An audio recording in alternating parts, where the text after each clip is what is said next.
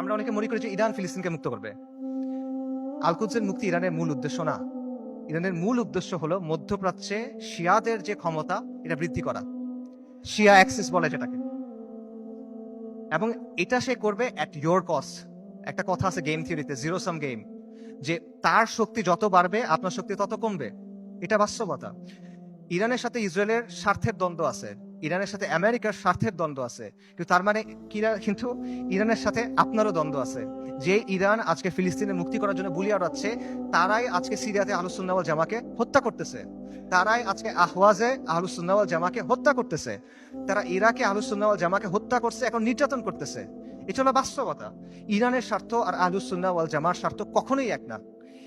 Iran সক্রিয়ভাবে এই মুহূর্তে আহলুস সুন্নাহ ওয়াল জামার সাথে যুদ্ধে লিপ্ত। এই মুহূর্তে, আগে কখনো ছিল, পরে কখনো এগুলো বলছে না, এট দিস মোমেন্ট তারা আমাদের সাথে যুদ্ধে লিপ্ত, এট দিস মোমেন্ট তারা আমাদের হত্যা করতেছে।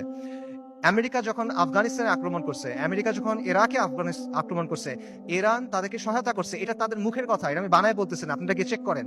মুহাম্মদ খাতামি ইরানের প্রেসিডেন্ট ছিল 97 থেকে 2005 পর্যন্ত সম্ভবত।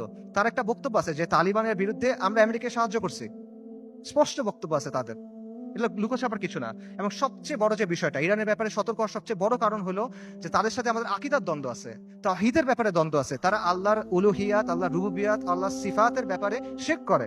তারা আমাদের মা আয়েশা রাদিয়াল্লাহু তাআলা আনহার ব্যাপারে জঘন্য কথা বলে, যেটা কোনোদিন কিয়ামত পর্যন্ত মানা সম্ভব না আমাদের পক্ষে। তারা সাহাবায়ে কেরাম রাদিয়াল্লাহু তাআলা আনহুম আজমাইনকে তাকফির করে, এটা কোনোদিন পর্যন্ত মানা সম্ভব না। এগুলো কোনো ফুরুই বিষয় না ভাই। এই জিনিস মেনে আপনি কোনো কিছু করতে পারবেন না। আল্লাহ আল কুদসকে এই শিরকের সাথে এই করে আপনি মুক্ত করতে পারবেন না। ইরানকে আপনার দেখতে হবে ক্রুসেডের সময়ে উবাইদি সাম্রাজ্যের মতো করে। ক্রুসেডের সময়ে একটা সাম্রাজ্য ছিল, উবাইদি সাম্রাজ্য। এটাকে আপনারা অনেকে ফাতেমি খিলাফত নামে চিনেন। এরা আকীদাতে ছিল ইসমাইলি শিয়া, মানে ইমামি শিয়াদের চেয়েও খারাপ, বাতেনি এরা, ইসমাইলি শিয়া। তারাও জেরুজালেমকে মুক্ত করার কথা বলতো, তারাও ঐক্যের কথা বলতো, কিন্তু ইতিহাস খুলে দেখেন তাদের ভূমিকা কি ছিল। আহলুস সুন্নাহর সাথে তাদের ভূমিকাটা কি ছিল, এটা ইতিহাস খুলে দেখেন। এবং এটা শুধু তখন না, এখনো এবং এর আগেও ছিল এরকমই। কাজেই ইরানকে আপনার উবাইদিদের একটা আধুনিক সংস্করণ হিসেবে দেখতে হবে।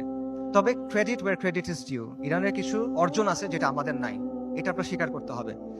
শিয়া স্বার্থের জন্য গত 4 দশকে ইরান যেটা করতে পারছে, কোনো সুন্নি শক্তি সেটা এখনো করতে পারে নাই, এটা বাস্তবতা। শিয়াদের আছে একটা রাষ্ট্র আছে, তাদের একটা জিওপলিটিক্যাল প্রজেক্ট আছে। মধ্যপ্রাচ্যে আহলুস সুন্নাহর এরকম কোনো কিছু এখনো নাই। বৈশ্বিকভাবে ফিলিস্তিন ইস্যু ব্যবহার করে ইরান প্রতিরোধের একটা রেটরিক তৈরি করছে, এক ধরনের সফট পাওয়ার তৈরি করছে।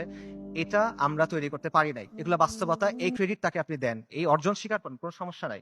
কিন্তু এই রেটরিকে মজে গিয়ে আপনি মনে করেন না যে তারা হলো উম্মার অগ্রসেনারী, আপনি মনে করেন না যে সে এসে আপনার সহযোগী হবে। এটা যদি আমরা মনে করি তাহলে এটা ভুল হবে, এবং এই ভুলের মাসুল আমাদের দিতে হবে।